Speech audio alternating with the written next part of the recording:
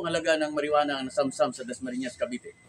Cavite, aabot sa mahigit 2 milyong halaga ng marijuana, cost at liquid marijuana ang kumpiska ng isang big time recruiter sa nilatag na bypass operation ng mga otoridad kamakalawa ng gabi sa Barangay Victoria Reyes, Dasmariñas, Cavite.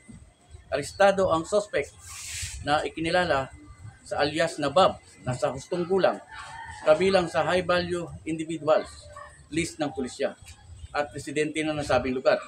Sa ulat ng pulisya, alas 8:45 ng gabi ng ikasa ng pinagsanib na puwersa ng Intel City Drug Enforcement Team ng Dasmariñas Component City Police Station at Provincial Drug Enforcement Unit, Cavite PPO, PNP Drug Enforcement Group 4A at SOU Cavite at RIU 4A PIT Cavite ang isang malakihang drug bust target ng suspect.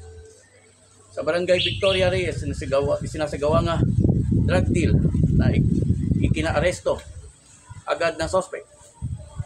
Na-recover sa suspect ang may 32 piraso ng may black label car liquid marijuana, 27 piraso ng may white label car liquid marijuana na aabot sa halagang 21,632.3. Malalaking Ziploc plastic na may high grade marijuana o cost na may timbang na 1.20 gramo at may halagang 1.7.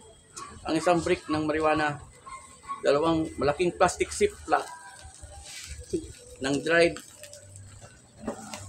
Ziploc na may dried leaves marijuana, dalawang brown packaging tape na may mga dahon ng marijuana at mahigit 5,000 gramong marijuana na may halagang aabot sa 600,000.